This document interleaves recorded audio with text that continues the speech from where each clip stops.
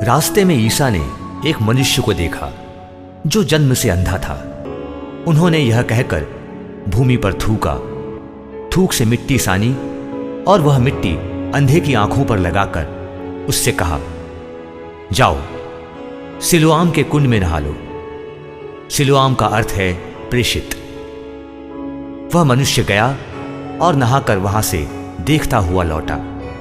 उसके पड़ोसी और वे लोग जो उसे पहले भीख मांगते देखा करते थे बोले, क्या यह वही नहीं है जो बैठे हुए भीख मांगा करता था?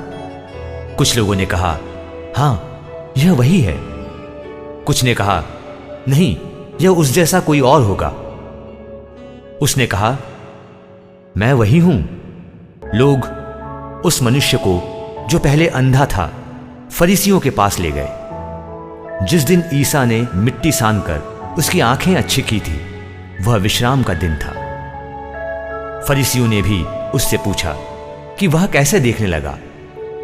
उसने उनसे कहा, उन्होंने मेरी आंखों पर मिट्टी लगा दी, मैंने नहाया और अब मैं देखता हूं।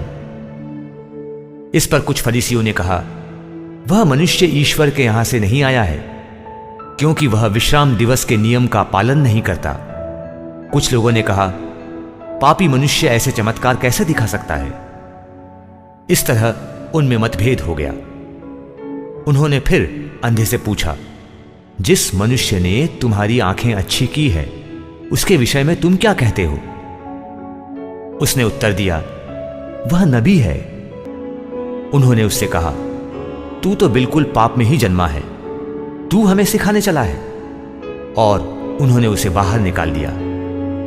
ईसा ने सुना कि फरीसियों ने उसे बाहर निकाल दिया है, इसलिए मिलने पर उन्होंने उससे कहा, क्या तुम मानव पुत्र में विश्वास करते हो?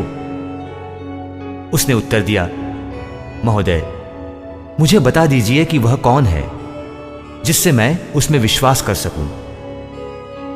ईसा ने उससे कहा, तुमने उसे देखा है, वह तो तुमसे बातें कर रहा है।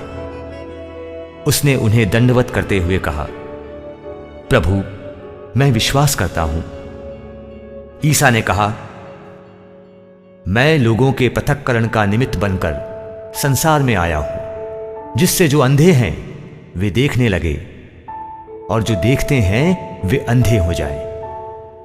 जो फरीसी उनके साथ थे वे यह सुनकर बोले, क्या हम भी अंधे हैं? ईसा ने उनसे कहा, यदि तुम लोग अंधे होते तो तुम्हें पाप नहीं लगता, परंतु तुम तो कहते हो कि हम देखते हैं, इसलिए तुम्हारा पाप बना रहता है।